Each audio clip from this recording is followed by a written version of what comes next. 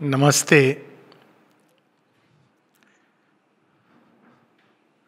योग के द्वारा प्राप्त जो ज्ञान है उसके अनुसार हम जिस भूमि पर रहते हैं, जो अनुभव करते हैं, उसके पीछे एक और विशाल भूमि है और उसके पीछे एक सत्य की भूमि है। कम से कम ये तीन भूमि है जिसके बारे में हम अनभिज्ञ हैं। हम जानते हैं केवल बाहर की भूमि को, और वो भी बड़े स्पष्ट रूप से इंद्रियों के द्वारा, मन के द्वारा थोड़ा बहुत हम समझने का प्रयास करते हैं, जिसको हम कहते हैं वेकिंग कॉन्शियसनेस या जागृत अवस्था। लेकिन इसके पीछे एक और भूमि है जो वास्तव में जिसके द्वारा हम इस बाहरी चेतना का, बाहरी अनुभव का रहस्य जान सकते हैं। एक इसका उदाहरण ले लें कि जब कोई व्यक्ति एक नॉवेल पढ़ता है, किताब पढ़ता है, कॉमिक पढ़ता है, तो वो पढ़ते पढ़ते उसके जो कैरेक्टर्स हैं उनके साथ बहुत आइडेंटिफाई करने लगता है। वो अनुभव करने लगता है कि वो क्या हो रहा है उनके साथ जीवन में, क्या नहीं हो रहा है, और उसको ये लगता है कि यही सब कुछ रियल है। लेकिन वास्तव में ये कॉमिक कैरेक्टर्स हैं, ये तो एक चित्र हैं, रेखा चित्र हैं। इनका अगर आपको रहस्य जानना है तो आपको और भीतर जो जिसने ये लिखा है या चित्र बनाया है या जिसने इन कैरेक्टर्स को एक पहचान दी है, जीवन दिया है, आपको उसके हृदय में प्रवेश करना होगा। तब वो लेखक बताएगा कि ये मैंने क्यों लिखा, कैसे लिखा, इसके पीछे प्रयोजन क्या है। और अगर आप और पीछे जाएंगे तो वो लेखक जहाँ से मूल रूप से इस प्रेरणा को प्राप्त करता है, हम वहाँ तक, स्रोत तक पहुँच सकते हैं। तो योग की जो पहली चीज़ है वो ये है कि हम एक बहुत सीमित चेतना के दायरे में रहते हैं, बहुत लिमिटेड कॉन्शियसनेस। और वो कॉन्शियसनेस जिसको हम ज्ञान कहते हैं, हम इसको ज्ञान कहते हैं कि हमने देखा, सुना, समझा, किससे समझा, लोगों से सुना, लोगों से समझा, हमारे शिक्षकों ने बताया, क्लासरूम में हमारे पेरेंट्स ने बताया। योग की दृष्टि से ये ज्ञान नहीं है, ये अज्ञान है। लेकिन ये अज्ञान इस सेंस में है कि ये नहीं कि इसमें ज्ञान बिल्कुल नहीं है, लेकिन इसमें जो तस्वीरें हैं, जो चित्र हैं, वास्तव में हम उनके अर्थ को नहीं समझ रहे हैं। जैसे एक बच्चा है जो सेंटेंसेस तो समझ लेता है लेकिन उसके भाव को नहीं समझ पाता है, इसके लिए उसको जाना पड़ता है कहीं और।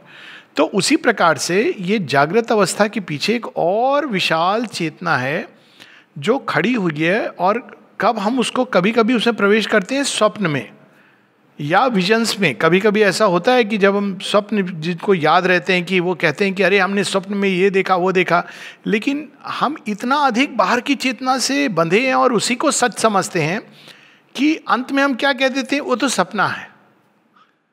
और कभी कभी वो सपना ही नहीं, इमेजेस के रूप में प्रकट होता है, मन के अंदर थॉट्स के रूप में आता है। लेकिन हम इन सबको झुठला देते हैं कि नहीं, असलियत तो ये है, हकीकत ये है।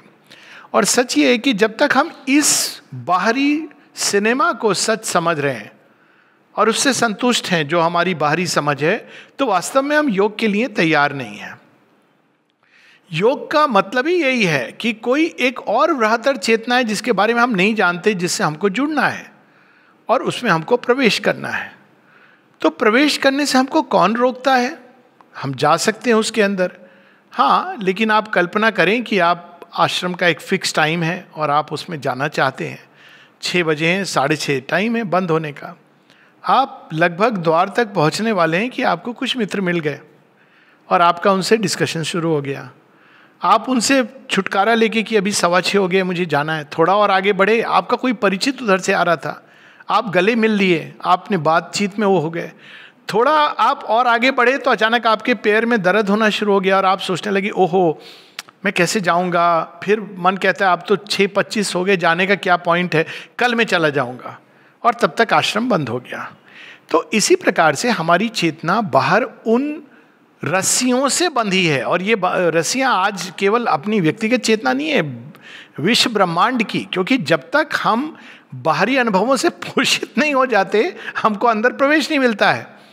तो उन रस्सियों से बंधी है जिनसे छूट करके अंदर जाना सरल नहीं होता। इसलिए जब ध्यान की बात होती है तो अक्सर लोग सीधा एक टेक्निक की बात करते हैं, लेकिन ये टेक्निक बहुत बात की चीज़ है।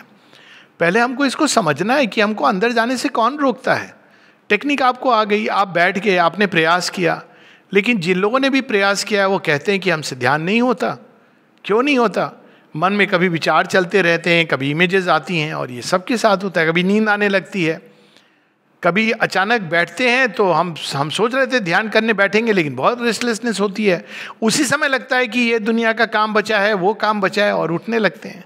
तो ये क्यों ऐसा होता है? तो 3-4 पाश हैं, पहले हम उसको समझ लें, जो हमको बांध के रखते हैं और अंदर नहीं जाने देते हैं। पहला पाश क्या है? मन का पाश है। मन क्या है? बहुत सारे विचारों के में उलझा हुआ है। अगर हम एक क्षण को अपने विचारों की दुनिया को देखें तो हम देखेंगे कि कितना रेस्टलेस मन है। कोई ना कोई विचार, कभी इधर से उधर से कॉन्ट्राडिक्टरी विचार, हर तरह के विचार उसके अंदर आ रहे हैं, और वो कभी इसमें बह जाता है ओपिनियंस, कभी उधर से उसको कोई मैसेज मिल जाता है, अरे हाँ ये भी सच होगा, उधर से आ गया ये भी सच होगा। इस प्रकार से मानो एक बहुत विशाल ग्लोबल न्यूज़पेपर में उसकी पूरी चेतना अटकी हुई है। तो मन आसानी से उससे निकल नहीं पाता है। आइडियाज, ओपिनियंस, व्यू पॉइंट्स, इन सब के अंदर वो उलझा हुआ है, इसलिए वो सत्य को नहीं जान पाता। तो वो क्या करता है? किसी व्यू पॉइंट को पकड़ लेता है, कहता है नहीं ये सच है, लेकिन वो वास्तव में क्या है? एक बिलीफ सिस्टम है। क्योंकि जब तक आपने सत्य को खुद नहीं जाना, अनुभव नहीं किया, आप स्टार्ट कर सकते हो। श्री अरविंद ऐसे कहते हैं कि एथीस्ट कौन है? जिसने भगवान को नहीं देखा। लेकिन थीस्ट कौन है? जिसने छाया को देखा। उसने भी भगवान को नहीं देखा, विश्वास किया कि हाँ भगवान है। ऐसे ही हम लोग कई बार पूरा जीवन निकल जाता है कि हाँ माँ हमारे अंदर हैं, भगवान हमारे अंदर हैं, डिवाइन प्रेजेंस हमारे अंदर है, साइकिक बीइंग हमारे अंदर है, लेकिन वो अंदर का दरवाजा कहाँ है हम ये भी नहीं देख पाते। तो ये मन जब तक इन चीज़ों में उलझा रहता है, नाना प्रकार के ओपिनियंस, व्यू पॉइंट्स में इसकी ऊर्जा बंधी रहती है, घूमती रहती है, तब तक हम अंदर नहीं जा सकते। दूसरा, हमारा हृदय किन चीज़ों में अटका है? हमारे जितने सारे नाते, रिश्ते, परिवार, हम सोचते हैं कि हम उनके लिए बहुत आवश्यक हैं, लेकिन सच ये है कि वो प्रतीक जब हम चले जाएंगे, एक फोटो और उसके बाद ऊपर माला, सालाना श्राद्ध कर देंगे, है ना। ये हमको लगता है कोई 1-2 व्यक्ति होगा जो शायद अफेक्टेड होगा जनरली तो यही है, लेकिन हमारी हृदय की चेतना उनसे इतनी तरह बंधी हुई है, उलझी हुई है, तो हम बैठ नहीं पाते, ध्यान नहीं कर पाते।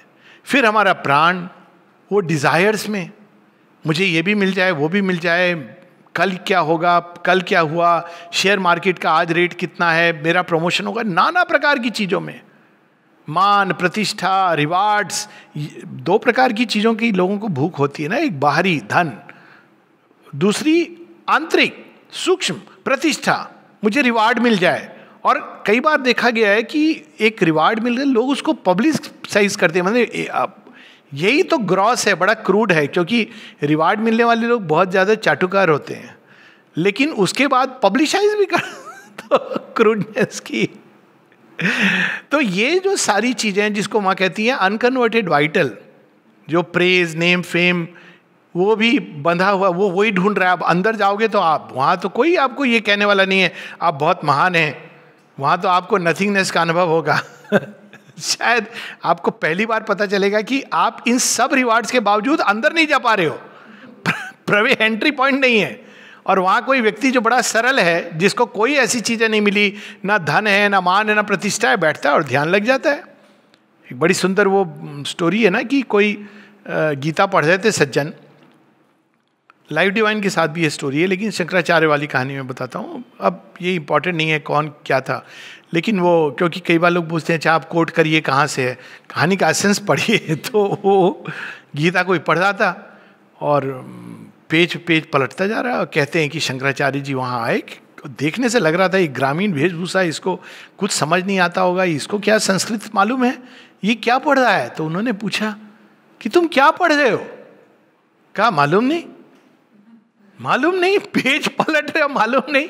कहता पता नहीं, मैं तो हर एक पेज पे एक बड़ा सुंदर चित्र देख रहा हूं। क्या? एक 5 श्वेत अश्वों वाला एक रथ है, जिस पर एक अद्भुत दैदीप्यमान नीलवर्णी, नील आभा युक्त कोई बैठे हुए हैं, और दूसरी तरफ में एक बहुत बलशाली धनुर्धर को देख रहा हूं जो हाथ करबद्ध उनके पास बैठा हुआ है। मुझे इतना आनंद आ रहा है कि उनको देख के मेरे आंखों से आंसू बह रहे। शंकराचार्य जी कहते हैं अब मैं बैठता हूं तो मुझे ये दृष्टि दे दो मैंने गीता पढ़ी है लेकिन ये दृष्टि नहीं मिली। माता जी का देखिए पढ़ना किसको कहते हैं, माता जी को किसी ने गीता पकड़ाई थी। ये इसलिए ताकि हम समझें कि ये एक बैकग्राउंड है इसका, ऐसे नहीं कि मेडिटेशन एक टेक्निक। माता जी को उन्होंने क्या कहा, माता जी को कहा कि ये आपको पकड़ा रहा हूँ मैं, ये वास्तव में ये जो गीता है इसको आप ऐसे समझिए कि श्री कृष्ण हमारे अंतर्यामी भगवान है, इमिनेंट डिवाइन है। उन्होंने इस बस एक चाबी, और माँ कहती it was a very poor translation, लेकिन within a month she had realised the truth of the Gita. और ये उस कंटेक्स्ट में बताती है माँ, जब बच्चों से बात कर रही हैं, जो स्कूल के बच्चे हैं, कहते हैं तुम लोग इतने साल से यहाँ हो, कुछ लोग हैं जो यहाँ स्कूल के बाद यहाँ रह गए, कहते तुम लोग इतने साल से यहाँ हो, लेकिन क्या तुमने रियलाइज किया, जानते हो कैसा होता है रियलाइज करने वाले की चेतना। तब वो उदाहरण देती हैं कि जब मुझे कुछ पता चलता था कि मुझे ये रियलाइज करना है या ये कोई चीज़ है जो मैं नहीं जानती हूँ, then I was like a fire, like a whirlwind. और जब तक मैं उसको प्राप्त नहीं कर लेती थी तब तक मैं उसके पीछे चली जाती थी बिल्कुल अंदर में। ऐसी उन्होंने इनर डिवाइन सारे उनके एक्सपीरियंसेस ऐसे आए कि जब उनको ये पता चल गया कि कोई चीज़ है, फिर माँ कहती है तुम लोगों को मैं कब से कह रही हूँ कि ये चीज़ है, क्या तुम लोगों ने प्रयास भी किया? तो क्यों हमारी, और ये तो बेस्ट कंडीशन है वास्तव में देखा जाए तो, यहाँ इतना डिज़ायर की उलझन नहीं है, लेकिन ये तो बेस्ट। संसार में आप जाएंगे तो वहाँ तो हर जगह यही चीज़ है, आप सड़क पे निकल जाइए वहाँ एडवर्टाइजमेंट है, लोग हैं, सोशलाइजेशन है, फ़ोन है, यही सब चीज़ें हैं। यहाँ तो बेस्ट कंडीशन से वहाँ की बात है। और चौथा पाश कौन सा है? सोनीशेप ने तो 3 पाश बताए, मैं एक चौथा उसमें ऐड कर देता हूँ। We need not stick to the past formulas क्योंकि ये चौथे पाश की बात, ये हमारा फिजिकल है। और भी पाश है फिजिकल, बॉडी कॉन्शियसनेस। आप चाहते हैं ध्यान करने बैठना, तो क्या होता है 5 मिनट के बाद नींद आनी शुरू हो जाती है। बाकी सारे दिन आप एक्टिव हैं। कोई मित्र कहता है चलो आइसक्रीम खाने, आप चल पड़ते हो, लेकिन ध्यान करने बैठे निद्रा। फिर सबकॉन्शियंट है, वो तो सबसे बड़ा पाश है, वो तो आपको आगे बढ़ने नहीं देगा। तो ये सारे पाशों से जब तक हम स्वयं को छूटते नहीं तब तक हम अंदर नहीं जा सकते। अब इस बैकग्राउंड के साथ हम ये समझें कि ध्यान क्या है, धारणा क्या है और ये कैसे वर्क करता है। हमको अंदर जाना है तो उसके लिए ये 2-3 प्रोसेसेस हैं। एक है ध्यान। ध्यान सबसे आसान है और इसमें 2 प्रकार के हैं, एक है पैसिव ध्यान, एक एक्टिव ध्यान। और ध्यान क्या है? एक मेंटल प्रोसेस है। ध्यान में आपके सारे बीइंग नहीं एंगेज होता है, लेकिन हम मन एंगेज होता है। और ध्यान किसको कहते हैं? 2 प्रकार के ध्यान होते हैं, एक जिसको हम मेडिटेशन कहते हैं और एक दूसरा वर्ड है अंग्रेजी में कंटेम्पलेशन। तो पहले मेडिटेशन आपने एक विचार को लिया और उस विचार के चारों तरफ आपके कई सारे विचार दौड़ रहे हैं, एक आइडिया को आपने ले लिया। मान लीजिए आप कंटेम्पलेट करने बैठे कि ये संसार क्या है, और उसके ऊपर आपके अनेकों विचार उसके चारों तरफ घूम रहे हैं, आप उसकी गहराई में जाना चाह रहे हैं, तो ये हुआ मेडिटेशन। या आप ये सोच के बैठे कि I want to know the divine, what is divine, what is transformation. और धीरे धीरे धीरे आपके अंदर बहुत सारे अपने आप विचार आ रहे हैं, क्योंकि अंदर से कोई किताब आपको कुछ कहना चाह रही है।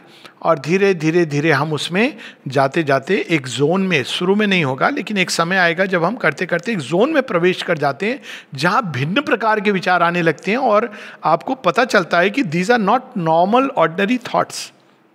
और फिर आप और उसकी गहराई में जाएंगे तो एक ऐसी स्पेस में आ जाते हैं जहाँ विचार की जगह अनुभव की भूमि प्रारंभ होती है। दूसरा है कंटेम्पलेशन। कंटेम्पलेशन में आप एक आइडिया को लेते हैं, लेकिन वो भी एक मेंटल प्रोसेस, लेकिन उसमें एक डीप रिफ्लेक्शन होता है। आपके विचार चारों तरफ नहीं आ रहे हैं, लेकिन एक डीप रिफ्लेक्शन है। जैसे कोई व्यक्ति बैठ गया कि व्हाट इज़ डिवाइन, अब आप विचार नहीं उसमें ले रहे हैं, लेकिन व्हाट इज़ डिवाइन, आप इस विचार को अपने माइंड के ऊपर हैमर करते जा रहे हैं। एक दिन अचानक इस हैमरिंग के कारण, इस कांस्टेंट प्रेशर के कारण लेज़र बीम बन जाता है माइंड, और वो अचानक कोई चीज़ खुल पड़ती है और आप प्रवेश करते हो एक ऐसे क्षेत्र में जहाँ आपको डिवाइन का पहला स्पर्श, ये नहीं कि सीधा जो पहला एक्सपीरियंस हुआ सुप्रीम डिवाइन का हो गया, लेकिन कम से कम उनके कोर्टयार्ड के पास, उनके बंगले के बाहर हम पहुँच जाते हैं। फिर अगर और बैठे रहते हैं, माता जी बताती हैं कि imagine you are sitting before a bronze door और आप उसको पुश कर रहे हो। एक दिन अचानक उस तरफ से कोई द्वार खुलता है। द्वार उधर से ही खुलेगा, हम नहीं पुश करके खोल सकते, लेकिन हम जब प्रेशर डालते हैं तो एक दिन आता है जब वो नोटिस कर रहे हैं सब कुछ। जब वो देखते हैं कि हाँ अब ये प्रवेश के लिए तैयार है। क्यों इतना समय लेते हैं भगवान? क्योंकि जब हम प्रवेश करेंगे तो कहीं ऐसा ना हो कि उस ताप से, उस तेज से, उस ज्ञान से हमारी सारी बुद्धि ना चकरा जाए, क्योंकि हम तो अभी सांसारिक बुद्धि में हम फंसे हुए हैं। माता जी एक इसका उदाहरण देती हैं। एक 4 साल के बच्चे की मृत्यु होती है और पेरेंट्स आते हैं बड़े दुखी होकर के और माता जी के पास आते हैं। तो माँ क्या देख रही हैं? पेरेंट्स तो एकदम हैवी हार्ट से आए, जो स्वाभाविक है। माँ देख रही हैं कि उस बच्चे का, 4 साल के बच्चे की सोल भी आती है और बड़ी प्रसन्न है। और जब वो माँ फूल देना चाह रही हैं पेरेंट्स को, तो वो सोल आके उनको कह रही नहीं नहीं ये वाला नहीं, ये फूल दीजिए। तो माँ देती हैं वो वाला फूल। अब माँ कहती it was so amusing, and वो इतना कॉन्शियस, वो इतना प्रसन्न है वो बच्चा। लेकिन पेरेंट्स की दृष्टि से कैटास्ट्रॉफी हो गई है। अब ये देखिए कि इतना अधिक असामंजस्य है हमारी बाहरी अंडरस्टैंडिंग में, चेतना में, और बाहर की चेतना में, कि वो पूरी तरह हमारी बुद्धि भ्रमित और चकरा सकती। इसलिए ये सब समय लगता है। हमें प्रयास करते रहना, एक टाइम द्वार खुलेगा।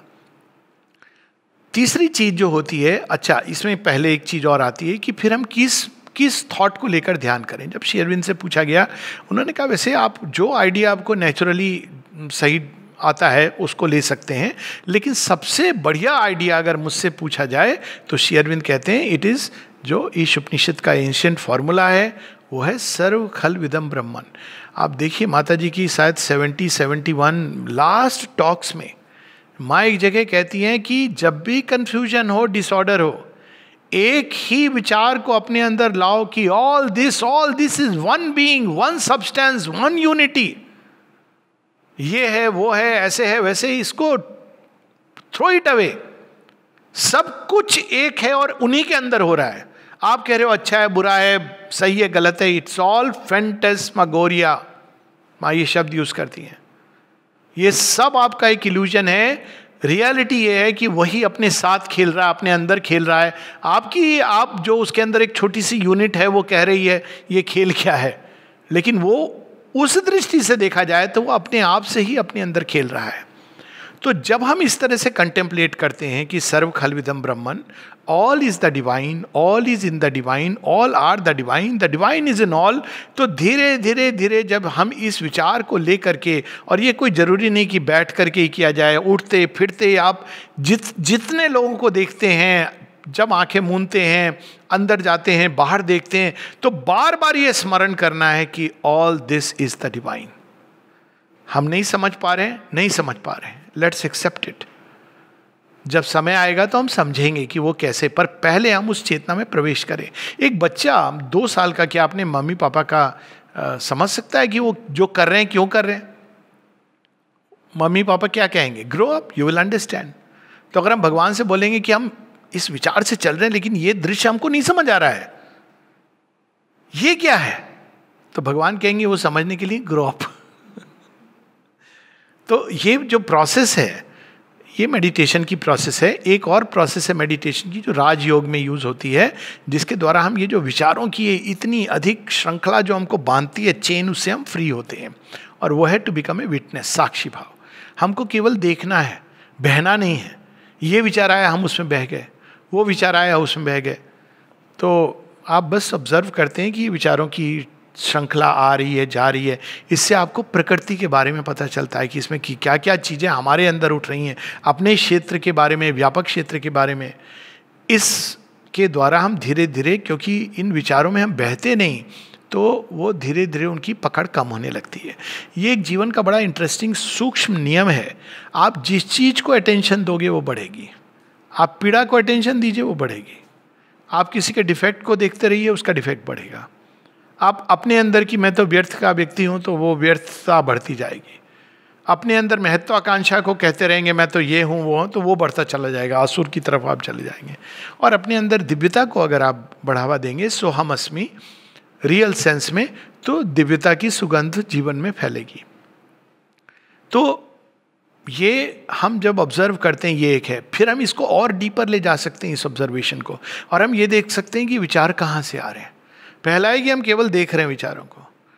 अब उसके डीपर अगर हम चले जाएं, पहला राजयोग का तरीका है। दूसरा अगर हम चले जाएं जो कुछ योगी करते हैं, तो हम देखते हैं कि विचार कहाँ से आ रहे हैं, तो हमारी चेतना एक्सपैंड करने लगती है। हम देखते हैं कि एक्चुअली आप फिजिकली स्पॉट पे पहुंच सकते हैं कि ये इधर से आ रहा है, क्यों, आप कहाँ कॉन्शियस हो रहे हैं इस विचार के। और अगर इसको और डीपर ले जाएं तो फिर हम विचारों को अंदर आने से, प्रवेश करने से रोक सकते हैं। तो ये 3 तरीके हैं ध्यान करने के। पहला तरीका सबसे आसान है, ऑब्जर्विंग, उसके लेकिन रिजल्ट्स भी लिमिटेड हैं। दूसरा बेटर है लेकिन, और रिजल्ट्स भी थोड़े लेकिन डिफिकल्ट है। और तीसरा सबसे कठिन है, जब हम विचारों को रिजेक्ट कर देते हैं, अंदर नहीं आने देते। उससे तत्क्षण श्री अरविंद ने ये 3 दिन के अंदर कंप्लीट मेंटल साइलेंस, लेकिन वो सबसे कठिन है, क्योंकि कैसे हम विचारों को अंदर, स्ट्रांग विल होनी चाहिए, ट्रेमेंडस कंसंट्रेशन होना चाहिए, ये सारी चीज़ें होनी चाहिए। तो ये तो हुआ ध्यान। फिर ध्यान एक मेंटल प्रोसेस है, और ध्यान कोई आवश्यक नहीं है कि हर किसी को ध्यान ही करना पड़े। बहुत से लोग हैं अलग अलग मार्ग से जाते हैं, लेकिन चूंकि ये इंटीग्रल योग है, पूर्ण योग है, अच्छा है कि अगर हम ध्यान के लिए अपना समय निकाल करके दें। तो ध्यान करने के लिए बाहरी अवस्थाएं क्या, मूल रूप से प्रारंभ में ये अवस्थाएं जरूरी होती हैं, बाद में जरूरी नहीं है। प्रारंभ में बेटर है कि अगर बहुत शोर हो रहा है, बहुत सारा, तो मुश्किल होता है ध्यान करना।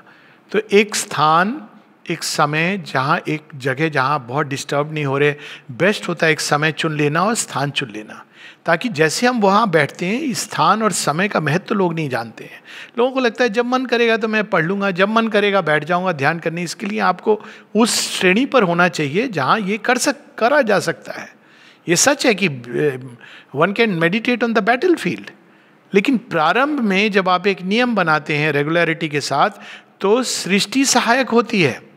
सृष्टि की सारी शक्तियाँ, अच्छा ये इसका ध्यान का समय है, तो धीरे धीरे आप देखेंगे कि उस समय आपको ऑटोमेटिकली कॉन्शियसनेस अंदर में जाने लगेगी, क्योंकि आपने अभ्यास किया है एक समय। चाहे आप उस समय ध्यान नहीं कर पा रहे हैं, फिक्स है टाइम, बैठ जाइए 10 मिनट, स्टार्ट विद दिस। कुछ नहीं कर पा रहे हैं, जस्ट ऑब्जर्व द ब्रीदिंग, अपनी श्वास को। ये तो मिनिमम, इसको, ये तो अभी बहुत पॉपुलर हो गया है साइकेट्री में, मॉडर्न उसमें, कि आप अपनी श्वास को आते जाते देखिए। ये तो एक बुद्धिस्ट योग में ये ध्यान, माइंडफुल मेडिटेशन कहते हैं।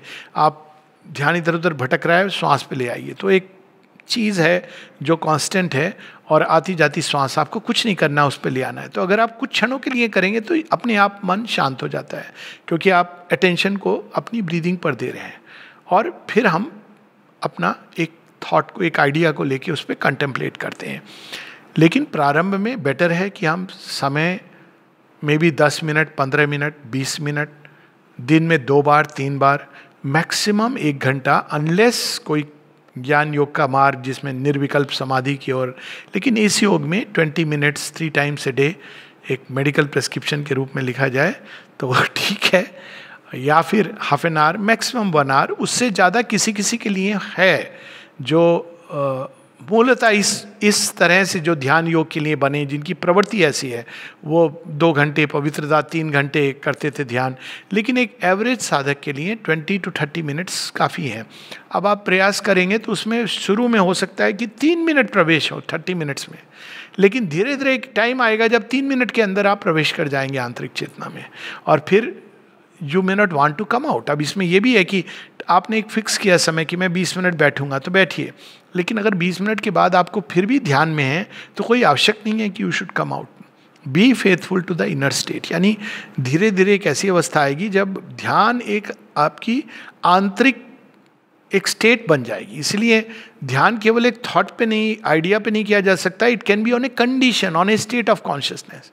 और धीरे धीरे जब ये अंदर की तहें खुलने लगती हैं और हम एक स्टेट ऑफ कॉन्शियसनेस को जानने लगते हैं, परिचित हो जाते हैं, जानते हैं कि ये मेरी बाहरी चेतना है, ये शांति की अवस्था है, ये साइलेंस की अवस्था है, ये ओपनिंग है टुवर्ड द डिवाइन, तो हम अधिक से अधिक उस अवस्था में आके हम रहने लगते हैं। तो इवन आप चल रहे हैं, फिर धीरे धीरे वो अवस्था आती है जब वॉकिंग, स्पीकिंग, ईटिंग, इन सब में हम ध्यानस्थ हो सकते हैं। लेकिन वो बाद में आती है, एक किसी भाव में हम ध्यानस्थ हो सकते हैं, भाव समाधि, उसको भी पकड़ करके हम उसकी गहराई में जा सकते हैं। तो यह है मेडिटेशन। कंसंट्रेशन क्या है? कंसंट्रेशन है किसी इमेज, आइडिया, नाम, इसका सहारा लेकर के हम उसके सत्य को पकड़ना चाहते हैं। और उसके लिए कुछ ऐसे द्वार हैं जो प्रकृति ने बनाए हैं, जिसके द्वार से हम अंदर में प्रवेश कर सकते हैं। तो अगर आप कुंडलिनी योग के उससे 7 द्वार हैं, 3 मन के अंदर हैं, 3 हमारे प्राण के अंदर हैं और 1 हमारे मूलाधार में शरीर की चेतना में है। लेकिन इस योग के अब उसके विस्तार में हम नहीं जा रहे हैं। ये एक ऐसे द्वार हैं जिनके थ्रू हम प्रवेश सहजता से कर सकते हैं। तो जैसे आप मान लीजिए आप हाथ पे कंसंट्रेट करें तो वहाँ से आप प्रवेश नहीं कर सकते अंदर। बहुत एक योगी है, he can enter through a finger, but ये नेचुरल स्पाइन के अंदर जिसको हम कहते हैं ऑटोनॉमिक नर्वस सिस्टम, जो नाड़ियाँ हैं उसकी कॉरेस्पॉन्डिंग सूक्ष्म नाड़ियाँ हैं, उन द्वार से हम प्रवेश कर सकते हैं एक आंतरिक चेतना में। तो अब वो द्वार कहाँ कहाँ है इस योग के लिए श्री अरविंद 3 द्वार मुख्य बताते हैं। एक जो सिर के ऊपर है, जो माइंड के परे है, तो हम उस पर कंसंट्रेट कर सकते हैं।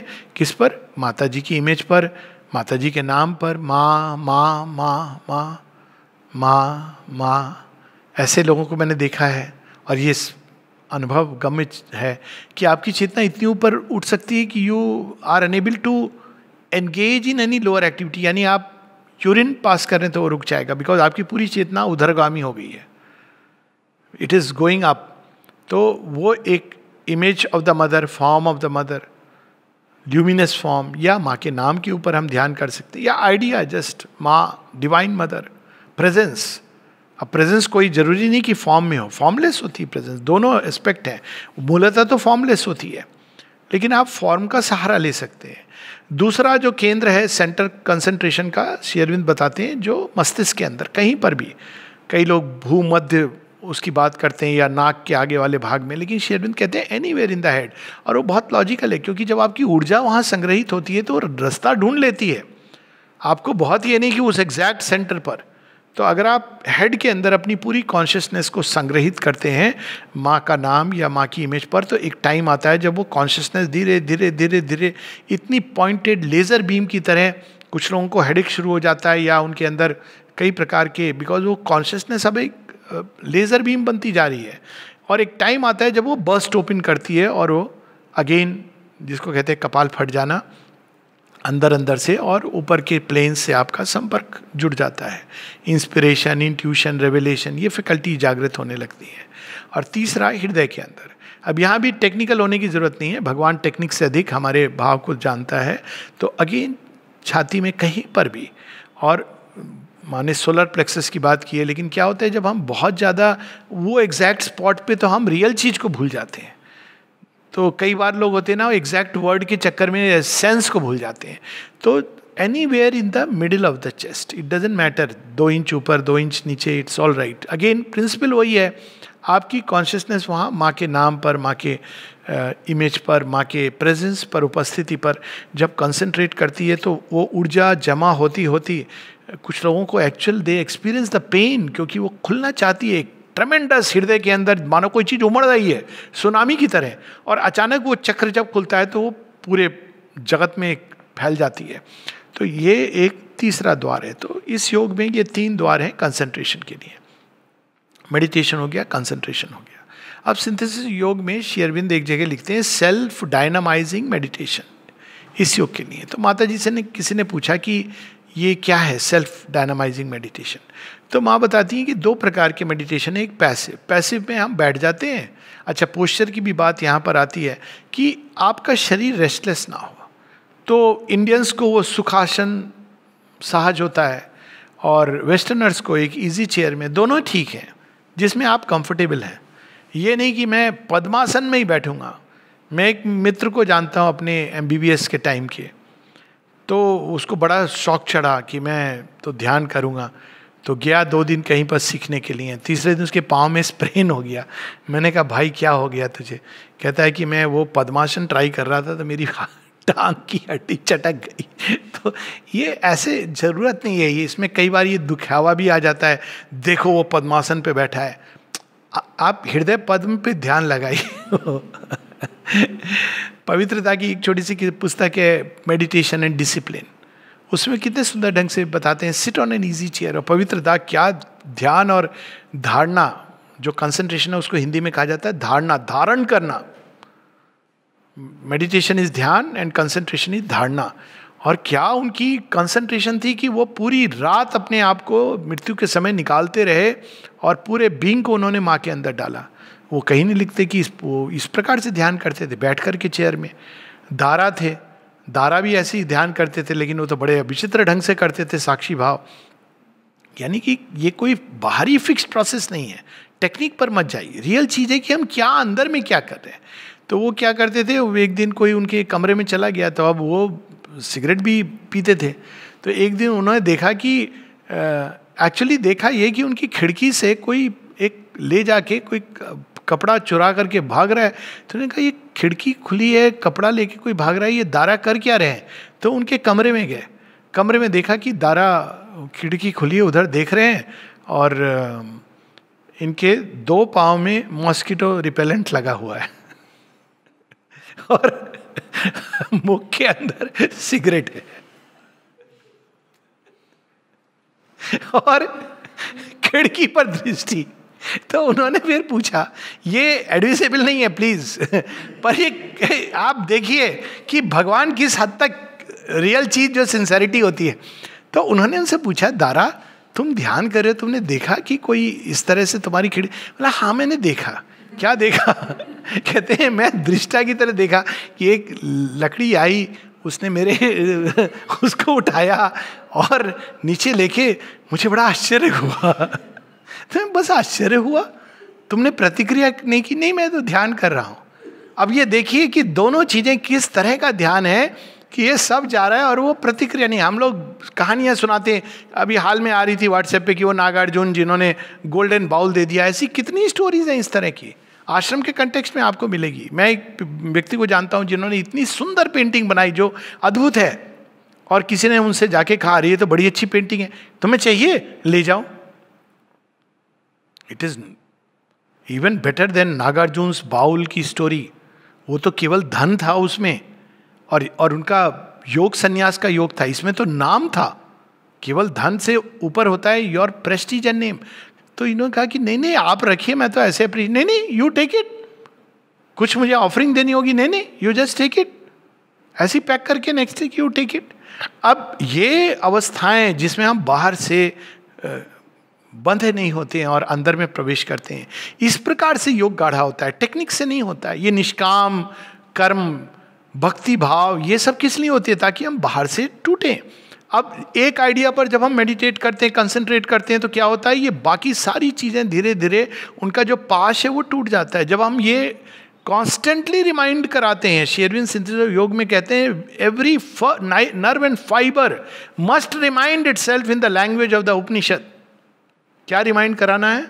तदेव ब्रह्मन त्वं विद्धि नेदम यदिदम उपासते। इस खेल में मत फंसो। लेटर ऑन वो कहते हैं, उसके आगे की जो है एकत्वम अनुपश्यता, दैट इज लेटर। लेकिन पहले मुझे भगवान को ढूंढना है, भगवान को ढूंढना है, भगवान को ढूंढना है। वो कहाँ है, किधर छिपा है इन सब रूप नामों के पीछे? तब ये वो आइडिया पावर गेन करता है। और ये कोई जरूरी नहीं कि बैठ करके किया जा रहा हो या चलते हुए किया जा रहा हो। ये एक स्टेट है जिसमें व्यक्ति इस प्रकार से खोजता है। प्रारंभ में मिलने के बाद अलग है, वो एक नेचुरल आपकी स्टेट हो जाती है। हृदय के भाव जुड़े हैं इससे उससे। ऊपर से लोग नाम भी रख देते हैं, बच्चे का नाम बाल गोपाल कहते हैं, मैं तो अब कन्हैया से अटैच्ड हूँ। ये सब भ्रमित करने की जरूरत नहीं है।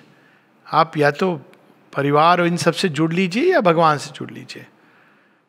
तो इसका क्या मतलब हुआ कि हम प्रेम करना बंद कर देंगे? इसका रिवर्स होगा। क्योंकि जब हम भगवान को एकमात्र प्रेम करते हैं तो हम तो प्रेम के स्रोत से जुड़ रहे हैं। वो तो परम प्रेम में है। जो भगवान को प्रेम करता है वो तो सबको प्रेम करने लगता है। प्रेम करना उसका स्वभाव हो जाता है। वो तो मट्टी पत्थर जो मिल जाए और प्रेम करेगा तो ऐसा प्रगाढ़ प्रेम करेगा। तो ये एक भ्रांति है कि क्या हम परिवार से डिटैच हो जाएंगे? अरे आप बेहतर प्रेम करोगे। अभी आप प्रेम करते हो परिवार से जिसमें लेन देन का हिसाब रहता है। देखो मैंने इतना किया, बाद में मुझे क्या मिला। जो भगवान के लिए को प्रेम कर रहा है वो कहेगा मिला, अरे मुझे तो अनंत भंडार खुला हुआ है, मुझे कोई इससे ये वॉमिट लेना है क्या किसी का? जिसके पास ओरिजिनल मिठाई मिल रही है वो दूसरे की खाई पचाई उल्टी हुई वॉमिटेड मिठाई क्यों लेगा? उसको तो मिल रहा है इन्फिनिटी से। तो जब हम एकमात्र भगवान को प्रेम करते हैं, ये भ्रांतियां दूर हो जानी चाहिए। तो अरे हमारा तो परिवार है, आप परिवार को बेटर प्रेम करेंगे, आप लोगों को बेटर प्रेम करेंगे और वो आपके व्यवहार में, जीवन में झलकने लगेगा। जिसको भी प्रेम करेंगे आप ऐसा ही प्रेम करेंगे जैसे भगवान सृष्टि को प्रेम करते हैं। फिर डिजायर्स में उलझा हुआ हमारा प्राण, तो डिजायर्स में उलझा हुआ जो हमारा प्राण है उसको निकालने के लिए क्या तरीका होता है? निष्काम कर्म। फ्रूट्स के प्रति हमारी जो आकर्षण, जिसके कारण हम उलझे रहते हैं, हमने ये किया हमें क्या मिलेगा, बचपन से जो शुरू होता है 100% मार्क्स से जो शुरू होता है, लास्ट तक चलते रहता है, हमें क्या मिलेगा, क्यों मिलेगा। तो निष्काम कर्म जब हम कर्म करते हैं इसलिए for the joy of doing work as an offering, work कितना अद्भुत माध्यम है चेतना को संग्रहित करने को सिखाने के लिए। जब हम कोई कर्म करते हैं तो चेतना एकाग्र होने लगती है, और जब हम निष्काम कर्म करते हैं तो चेतना इतनी अधिक एकाग्र हो जाती है, क्योंकि अब हम कर्म इसलिए नहीं कर रहे हैं कि हमको इससे क्या मिलेगा, हम कर्म जब कर रहे हैं तो बस पूरी तरह हम उस कर्म में खो गए। वो छोटा सा कर्म हो सकता है दुनिया की दृष्टि में। एक कहानी ना बुल्ले शाह की, जब वो चाह रहे थे योग कैसे करूं कैसे करूं, तो वो तो साक्षात प्रॉफिट मोहम्मद के डिसेंडेंट हैं। तो घर वालों ने कहा कि आप, हम सबकी बदनामी होगी, आप जा रहे हैं किसी और के पास गुरु को खोजने। कहते नहीं, मेरी तो खोज है, मैं जाऊंगा। तो अच्छा गुरु को हम बुलवा लेते हैं, बड़े रिच लोग थे। तो कहा नहीं, ऐसे नहीं होता है कि गुरु को हम बुलवा लेते हैं, आई हैव टू गो। तो वो जाते हैं अपने गुरु के पास। तो गुरु क्या कर रहे हैं, वो फार्मिंग कर रहे हैं, फसल। तो उन्होंने उनसे पूछते रहे थोड़ी देर तक, गुरु ने कुछ नहीं कहा, खड़े हो गए। फिर वो कहते हैं एक बार, सर प्लीज बता दीजिए क्या करना है, ध्यान कैसे करना है। कहते करना क्या है, देख नहीं रहा है इतनी देर से क्या। तो उन्होंने पंजाबी में बोला, एथे चुग ओथे रख, इधर से उठा उधर रख दे। कहते क्या, कहते ध्यान। जो हमारे माइंड की जो अटेंशन है वो जहां पर है वहां से उठाओ, ओथे रख, उधर रख दो जहां रखनी है। भगवान को खोज रहे हो, भगवान की कोई रिप्रेजेंटेटिव इमेज पर, प्रेजेंस पर, आइडिया पर रखो उसको, इतना ही करना है। कहते इतना, हाँ बस इतना, that was enough for him. और कहाँ तक पहुँच गए, वो कहते हैं कि बुल्ले शाह ये कहता, वो जो उन्होंने नॉट दैट सॉन्ग प्यार भरा दिल, दूसरा वाला बुल्ला के जाना में कौन, ही डिस्कवर्स हिमसेल्फ। अब इस प्रकार के भी ध्यान है जो लोग करते हैं, जो पॉल ब्रंटन की किताब में रमन महर्षि का वो नेगेटिव तरीका है, I am not this, I am not this, I am not this, मैं शरीर नहीं हूँ। जब आपके अंदर प्राणों का झंझाव आता है आप कहिए मैं ये नहीं हूँ। जब आपको इमोशनली पीड़ा हो रही है आप कहिए कि मैं ये क्रीचर नहीं हूँ जो इस तरह से पीड़ित है।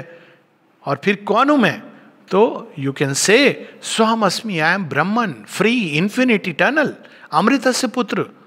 तो धीरे धीरे इन सब प्रोसेसेस से, एक से दो से ही इंटीग्रल योग है सब में, शरीर की पकड़ कैसे छूटे। शरीर को आप देखिए, वो आप बहुत थक गए, लोग अक्सर बोलते हैं ना कि अब नहीं, अब आज का दिन निकल गया, कल हम करेंगे। ऐसे नहीं होता है, आप टाइम, शरीर को ट्रेन करना है। शरीर को क्या अच्छा लगता है, रेगुलरिटी, पंक्चुअलिटी, डिसिप्लिन। कुछ समय बाद डोसाइल इंस्ट्रूमेंट है। माँ कहती हैं कि उसको प्राण चला दे तो प्राण से चलने लगता है, मन चला दे मन से चलने लगता है, अगर डीपर एस्पिरेशन चला दे तो डीपर एस्पिरेशन से चलने लगता है। तो शरीर को ट्रेन करना है, उसको स्वस्थ रखना है, ठीक से आपकी मॉडरेट भोजन, मॉडरेट स्लीप, रेस्ट एडिक्वेट है, एक्सरसाइज है, यही शरीर की मांग है। और अगर हम ये दो तीन चीज़ें करके, एक पंक्चुअलिटी, एक रेगुलरिटी उसके डिसिप्लिन में लाते हैं तो कोऑपरेट करेगा। वो ऐसे नहीं करेगा कि नहीं मुझे तो नींद आ रही है। ट्रेन करना होगा, शुरू में निद्रा आएगी भी तो आपको बैठना है, नींद सो लीजिए कोई बात नहीं है। कुछ समय के बाद बॉडी कॉन्शियसनेस ट्रेंड हो जाती है। तो ये मेन इसमें ये चीज़, अगर हम इन सबको देखें तो मूल है कि हम वैल्यू क्या करते हैं। अगर हम संसार को वैल्यू करते हैं तो भगवान चले जाते हैं। भगवान को वैल्यू करते हैं तो कुछ समय के लिए आपको ऐसा लगेगा संसार छूट रहा है, छूट नहीं रहा है, उसका वो दूसरा जो रंग है वो रंग छूट रहा है। जब आप भगवान को प्राप्त करेंगे तब आप वापस जब आएंगे संसार में तो एक नए रूप में प्रकट होगा। कोई चीज खत्म नहीं हो रही। माँ ने जब बहुत सुंदर ढंग से बताया कि शंकराचार्य और श्री अरविंद के उसमें क्या डिफरेंस है। कहते हैं हम भी ये मानते हैं कि ये संसार इल्यूजन है, लेकिन किस सेंस में इल्यूजन है कि हम उसको वैसे परसीव नहीं करते जैसे करना चाहिए। कोई सत्य है जो हम देख नहीं पा रहे, डिस्टॉर्शन देख रहे हैं। तो एक्सट्रीम शंकराचार्य की उसमें चले जाएंगे तो वो इल्यूजन इस सेंस में चला जाता है कि ये है ही नहीं, जो हो ही नहीं सकता। भ्रम कैसे, कोई चीज है ना जिससे आप भ्रमित हो रहे हो, आप रस्सी को सांप समझ रहे हो तो पर कुछ तो है ना वहां पे। लेकिन श्री अरविंद के योग में हम इस डिस्टॉर्शन को करेक्ट करते हैं, ये डिफरेंस है। बहुत सुंदर collected works of mother volume 3 में है, शंकराज एक्सप्लेनेशन, बुद्धा, श्री अरविंदोस, कि हम ये डिस्टॉर्शन है हम इसको करेक्ट करते हैं। यहाँ पर कुछ है जिसको हम नहीं देख पा रहे क्योंकि हमारी इंद्रियां ये सब ने हमको एक फॉल्स हैबिट के कारण हम वो चीज़ें देख रहे हैं जो हमको प्रकृति दिखा रही है इंद्रियों के द्वारा। लेकिन एक दूसरा सत्य इसके पीछे, और शेरविन कहते हैं अगर तुम इस आइडिया से चलोगे कि सब ब्रह्म है, सब ब्रह्म है। जब वो जेल में यही तो मेडिटेशन होता था, काउ शेड के बीच में, और वहाँ पे जहाँ पे लोग कुछ बनाते थे, शेरविंद आगे पीछे जाते हुए यही मेडिटेशन करते थे, सर्व खल विदम ब्रह्मन, ईश उपनिषद के दोनों श्लोक। और वो कहते हैं करते करते क्या होगा, जो तुम्हारे सामने जो वृक्ष है वो धूमिल पड़ने लगेगा और उसके अंदर से दिव्य उपस्थिति प्रकट होने लगेगी। लोग हैं वो धूमिल पड़ने लगेंगे, उनके अंदर दिव्य उपस्थिति प्रकट होने लगेगी, क्योंकि भगवान सब जगह है, चींटी के अंदर, बादल के अंदर, ये सब कुछ वो साक्षात होने लगेंगे। लेकिन ये कंसंट्रेशन मेडिटेशन हम लोगों को करना है, ये शॉर्टकट नहीं है, ये तो we have to do it. उसके बाद आप वापस आते हैं, जीवन से एक नए ढंग से जुड़ते हैं, that is a different thing. और माँ इसमें कहती हैं self dynamising meditation, dynamic meditation. तो एक मेडिटेशन है जिसमें हम अंदर अंदर प्रवेश करते हैं, एक सुंदर अवस्था में प्रवेश कर जाते हैं जिसमें हम सविकल्प समाधि और निर्विकल्प समाधि की बात होती है। सविकल्प समाधि क्या है, जब आपके अंदर थॉट्स वगैरह आ रहे हैं, जो इनर फील्ड है आपका वो एक्टिव है लेकिन आप उसके अंदर चले गए हैं। और निर्विकल्प जहां आप पूरी तरह बाहरी आंतरिक चेतना किसी से कोई संबंध नहीं है आपका, आप केवल उस एक में समा गए हैं। नॉर्मली निर्विकल्प समाधि के बारे में कहा जाता है कि ये वो समाधि जहां से आपको वापस बाहर नहीं लाया जा सकता है। और योगीज एक्सट्रीम केस में करते हैं और जानते हैं कि अगर इतने दिन में ये समाधि ले लूंगा तो आई विल बी आउट। और उस समय इस तरह की होती है कि कहते हैं कि आप पत्थर भी मार रहे हो और लाठी से भी मार रहे हो तो यू कैन नॉट। अब जो ग्रेट योगीज हैं वो जानते हैं इससे वापस आना, बट जनरली निर्विकल्प समाधि में अगर कोई व्यक्ति एक पर्टिकुलर टाइम तक रहे तो नहीं वापस आ सकता। लेकिन इस योग में ये सब जरूरी नहीं है, just it is enough to have a dynamic meditation. Dynamic meditation क्या है, माँ कहती है मेडिटेशन के पीछे तुम्हारा एटीट्यूड और एस्पिरेशन क्या है, that makes the meditation dynamic. तो कैसे, कहती है हम कई कारणों से मेडिटेशन कर सकते हैं। हम कर सकते हैं मेडिटेशन अपने अंदर इस भाव को लाके कि I want to open to you, या इस भाव से कि मैं अपने कण कण को तुम्हें देना चाहता हूँ माँ, मन भी तेरा, कण भी तेरा, जीवन का हर श्वास तुम्हारा। अभी हम लोगों ने सुना ना ये भजन, तो ये एक मेडिटेशन है जिसमें हम स्वयं को एक एक पार्ट को देते हैं भगवान को, कि ये श्वास आपकी, हृदय की गति आपकी, अंडरस्टैंडिंग आपकी, थॉट्स आपकी, या हम एक एक पार्ट को खोलने के लिए कि इसमें आपका प्रकाश आए, शांति आए, पीस आए, या हम केवल साइलेंस और पीस को स्थापित करने के लिए, या पूरी तरह अपने आप को माँ की शक्ति के प्रति खुलने के लिए, या कोई बाधा है, कठिनाई है, उसको रिमूव करने के लिए। तो जिस कारण से जब मेडिटेशन के पीछे एक क्लियर ध्येय होता है, क्लियर एस्पिरेशन होती है, तो वो हो जाती है डायनेमिक मेडिटेशन। तो इसमें क्या होता है कि जब हम एस्पायर कर रहे होते हैं इसके लिए, तो हो सकता है उस समय इमीडिएटली कोई चीज़ ना हो क्योंकि आप पूरी तरह कंसंट्रेटेड हैं। लेकिन जब आप कंसंट्रेशन से बाहर आते हैं तो रिसेप्टिव हो जाते हैं, तो वो चीज़ फोर्स है वो काम करने लगती है और चीज़ें दूर हो जाती हैं। बाद में ये हैबिचुअल हो जाता है, आपको एक सेकंड कंसंट्रेट करना है और जो आपको कोई बाधा आ गई है, कोई चीज़ है, वो रिमूव हो जाती है। बाहरी चेतना में कठिनाई होती है लेकिन that's the last to change. तो ये पूरा एक बैकग्राउंड है हम लोगों के लिए। बेस्ट है डायनेमिक मेडिटेशन, हृदय के अंदर माँ के नाम का स्मरण और एक अभिप्सा को छोड़ के, माँ हमारा जीवन सुंदर हो, भव्य हो, आपके योग्य हो, आपके लिए प्रस्तुत हो, हम आपकी यंत्र बने और हमें आप वो बनाओ जैसा आप चाहती हो हम बने। तो इस प्रकार से let thy will be done, जो भी अपने अंदर स्वतः जो भाव आए, ये कोई बाहर से सिखाई हुई चीज़ नहीं है, और हृदय की गहराई में। तो जब हम ऐसा करते हैं और पूरी, माँ कहती है ना लाइक ए डोर, एक और इमेज देती हैं कि you are entering deep deep deep inside a well जिसके अंत में प्रकाश। सो ये अलग अलग प्रोसेस है, लेकिन एक सिंपल प्रोसेस है कि हृदय के अंदर आप गहराई में जा रहे हो to come in contact with the mother. और क्या सहारा ले रहे हो? माँ माँ माँ माँ माँ।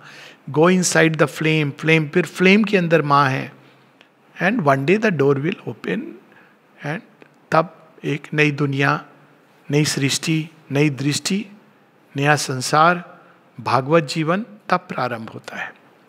हम लोग सावित्री की कुछ पंक्तियाँ पढ़ेंगे, उसके बाद एक चीज रह गई थी, भाव। हाँ, I think I taste upon it कि जैसे निष्काम कर्म, वैसे ही हम जब अपनी चेतना को, हृदय को एक में प्रेम करते हैं, एक से प्रेम करते हैं, तो हम देखते हैं कि वो प्रेम इतना अद्भुत होता है कि हम सारे संसार से प्रेम कर सकते हैं। लेकिन सारे संसार से प्रेम करने की चेष्टा करते हैं तो वो एक मिस हो जाता है।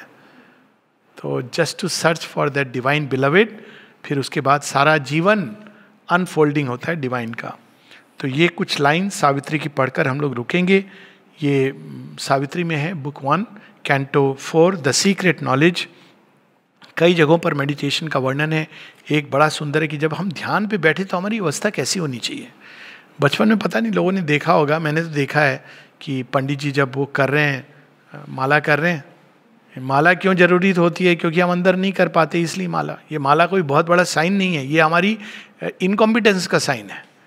माला यूज करें मतलब हम मन का नहीं फेर पा रहे हैं, इसलिए तन का मन का फेर रहे हैं। तो ये जरूरी नहीं है। अगर मन का आप concentration, you don't need the mala. जैसे आप अंदर में प्रेजेंस को उपस्थित महसूस करते हो तो आपको मंदिर जाके कोई विग्रह के सामने आवश्यक नहीं है। ये तब आवश्यक है जब आप प्रारंभिक स्टेजेस में हैं। जब आप अपने अंदर पा लेते हो या अंदर में ही आप उस इमेज को धारण कर लेते हो, देन वन डजंट नीड। हाँ, इंटीग्रल योग में you may need it for the fullness of the, क्योंकि आपका शरीर भी पार्टिसिपेट करना चाहता है।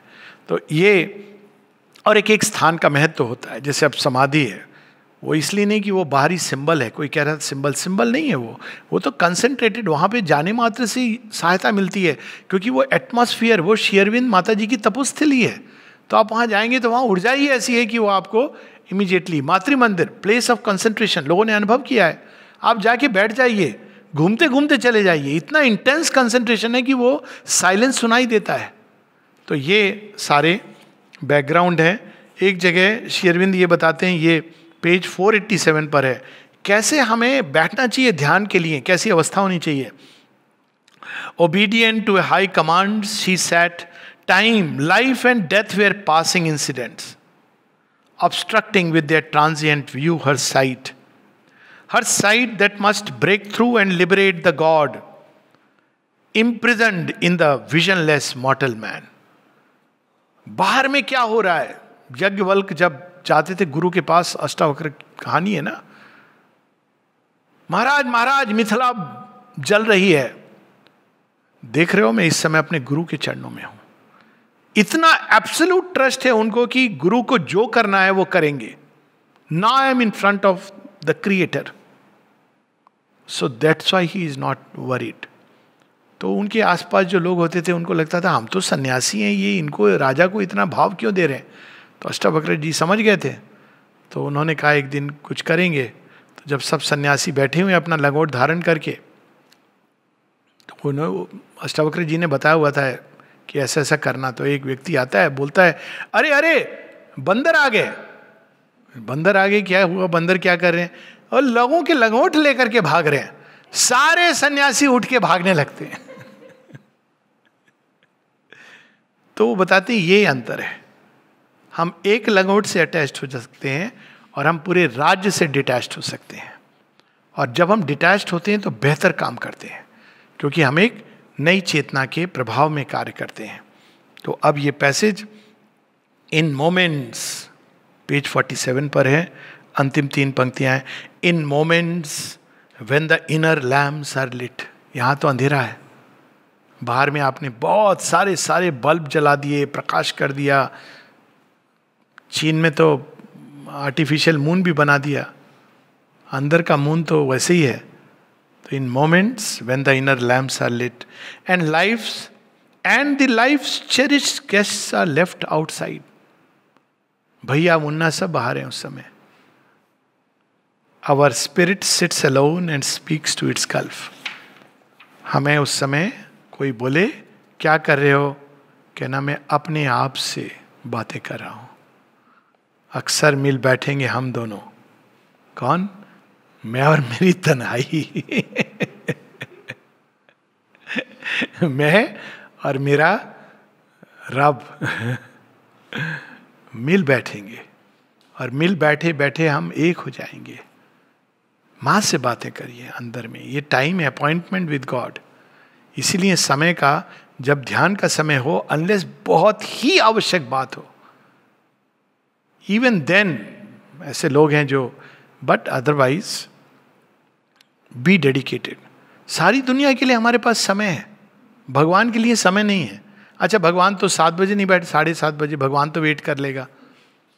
अच्छा, 7:30 बजे कोई आ गया, 8:30 बजे बैठ जाएंगे, रात हो गई, टायर्ड। अच्छा, भगवान तो सब जगह है, वो तो कोई बात नहीं, कल देख लेंगे।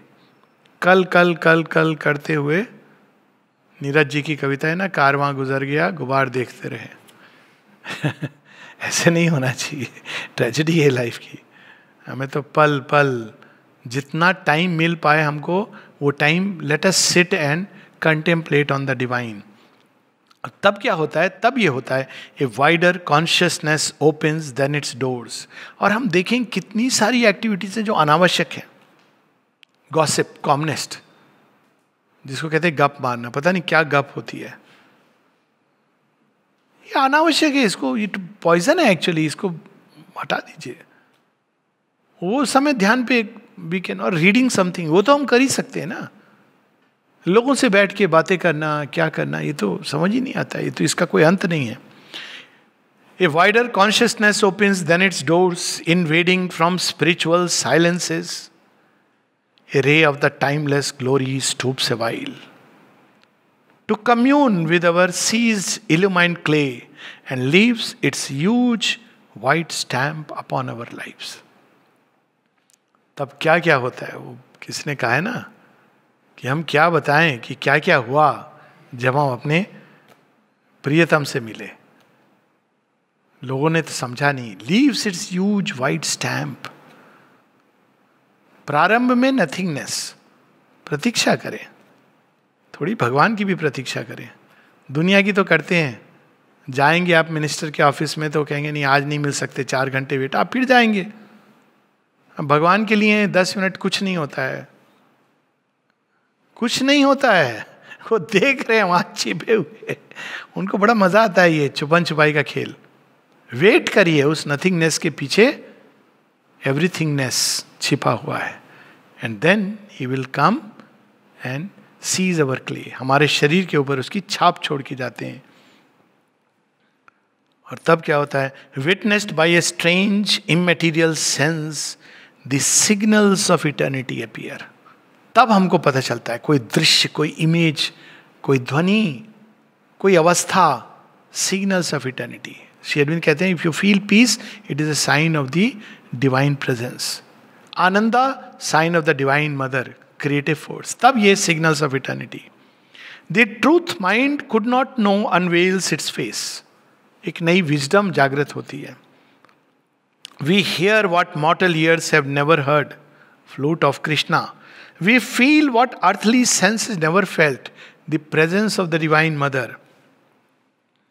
We love what common hearts repel and dread. जन्म मरण का फेरा नहीं, हम तो आएंगे, भगवान का काम करने के लिए आएंगे। Our minds hush to a bright omniscient. उसके बाद अपने आप वो जैसे जैसे ये शक्ति टच करती है, अपने आप फिर मन क्वाइट होने लगता है। फिर उसके बाद आपको प्रयास, एक समय तक प्रयास करना पड़ता है, उसके बाद ये सब सहज हो जाता है। A voice calls from the chambers of the soul, we meet the ecstasy of the godhead's touch in golden privacies of immortal fire। वो जो हमारे केंद्र में अग्नि है, माँ बताती हैं कि पहले ये सोचो कि तुम्हें योग क्यों कर रहे हो। पावर पाने के लिए, नाम कमाने के लिए, हेल्प करने के लिए, योगी कहलाने के लिए। Then you are not ready for the path, किसी एम्बिशन को साधने के लिए। फिर वो कहती हैं, जब क्या तुम्हें डिवाइन के लिए चाहिए? हाँ, कृष्ण निहत्ते पर साथ।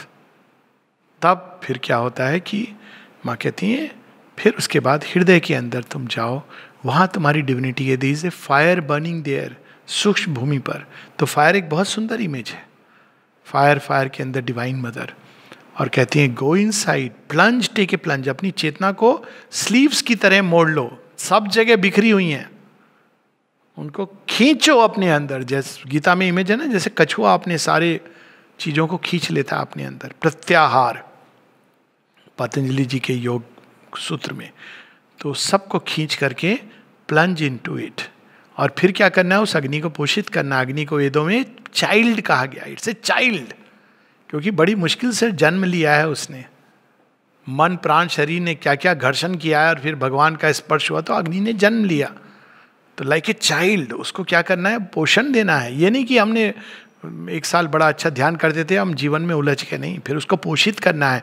तो कैसे पोषित करना है, put everything in this fire with the divine name upon it. जो अच्छा लगता है वो भी, जो बुरा लगता है वो भी. हे माँ यह लो पुण्य हमारा, हे माँ यह लो पाप हमारा. सब कुछ उस अग्नि में डालते जाना है. फिर वो सब शुद्ध पवित्र सब कुछ होने लगता है. तो दिस फायर इनसाइड, ये डिवाइन प्रेजेंस इनसाइड, अगर हम उतना भी द्वार खोल के वहाँ तक पहुँच जाएं, उसके बाद बाकी सब स्वतः होने लगता है. It's an effortless. अभी तक हम जब तक ईगो में हमने जीवन की चार्ज खुद लिया हुआ है, भगवान कहते हैं करो पहलवान तुम. फिर जब हम हेल्पलेस महसूस होते हैं, वो हमारा सबसे सुनहरा क्षण है. तब हम कहते हैं कि भगवान हो गया, आप भी थोड़ा कुछ कर दीजिए. कहते ठीक है मैं थोड़ा करूँगा. फिर कुछ समय बाद कहते भगवान आप पूरा क्यों नहीं कर देते. Then life begins, then yoga begins, then ananda begins. धन्यवाद. नमस्ते.